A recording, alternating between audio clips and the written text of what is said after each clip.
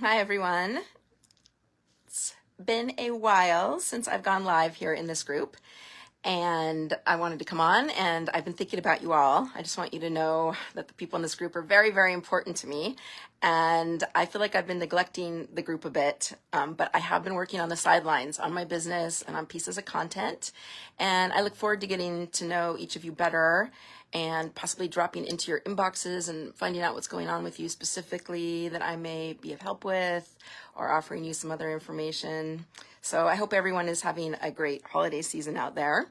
And yeah, look forward to seeing me more here. I'm hoping to come on more live and be more consistent. And just once again, you guys are precious to me. This group is precious to me. And so it might look like I haven't been too present, but behind the scenes, I have been working to get great information to you in the best way possible. So anyway, for today's live, I wanted to jump on and just talk about, once again, the power of expectations versus the power of words. So I'm going to use this example for a little boy, maybe a 2-year-old, 3-year-old boy, and there's a Christmas tree and there's Christmas lights, and then there's a plug that goes into the wall. So lots of dangers there. Maybe could be yanking on the lights that might upset the tree, or it could be fascination with the plug. So that's what I'm going to stick with on this one. So your little boy has a fascination with the plug, and no matter what you say, or no matter how many times you say it, he keeps going back to the plug. And so what do you do here? So it sounds so difficult, because I think what most parents think is there's no way that he's going to want to do what I want him to do more than he is fascinated with that plug. His curiosity is so strong. We all know how curious babies and toddlers are and how much they like to get into things, and it is programmed into them to explore. But believe me when I say, what is more programmed into your child is to listen to you. As shocking as this may be, as much as you might not want to believe me, parents, there are ways that we, the adults, have given our children the expectation that A, they are the center of attention, and B, they're kind of in charge of us, actually, instead of us being in charge of them.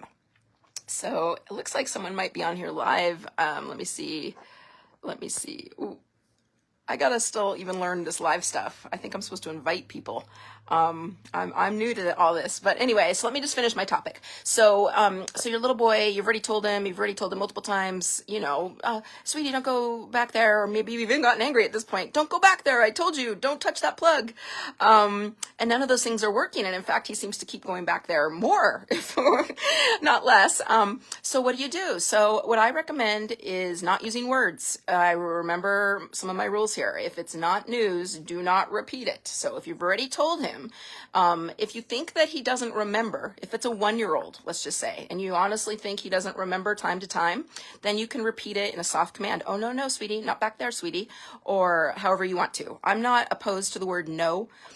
What I'm opposed to is anger, or is either giving in or getting angry, but I don't care about the words. So for me, it's more your vibration. You could use the word no. Oh, no, sweetie. It's the gentle command. So if you honestly think your toddler doesn't remember from time to time, then it is news and you need to give them the information. However, in my story here, what I'm dealing with is a 2-year-old who totally knows he's not supposed to go back behind the Christmas tree and play with the plug.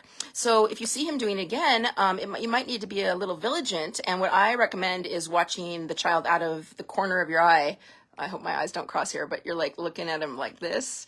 There you go. You're like looking at him like that. You're not staring straight at him, because that's a form of child-centeredness, which I'm going to talk a lot about more in the future here. I haven't discussed it too much yet, but you want to keep the attention on the adults, on whatever Christmas activities you're doing, on the laundry, on the cooking, and your child's always welcome to join in to the activities, but you don't want to constantly be staring at your kid and looking to your child for answers, because genetically, DNA-wise, emotionally, everything, they're looking to us to be the knower. So you walk into the situation, you see him you catch him maybe even before. That's what I'm trying to express. Before he even goes to the plug, you're seeing him crawl or toddle over to the plug, and then you go,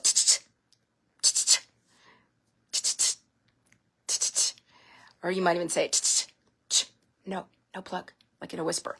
Not angry, once again, but not giving in either. And if he continues to go for the plug, then you pull him away. You use your physicality. You're bigger, stronger, faster, smarter than him. So you gently, without anger, because that is a key. Without anger, you pull him away from that plug. If he goes right back to it, you pull him away again. And once again, I always say in my coaching practice, we'll get more into the exact details for your family of what specifically will work if you've got a child who is so entrenched in these ways that he's really not listening when he's just being pulled aside, or when you do the but those will, no matter what, these things that I'm expressing to you will work more than your words. Absolutely. So I'm just kind of looking at my phone. I thought it looked like there was someone on here live with me, but I can't see you if you are. So thanks for being here live with me. I hope this helps. Please, if anyone listens to this, go ahead and write some stuff in the group or send me a message and tell me something that's going on in your life. I'm the real deal. I'm the real deal here, and I want to provide real value. I didn't just get you into this group to leave you hanging. And I will be back and checking in again soon. Have a great day.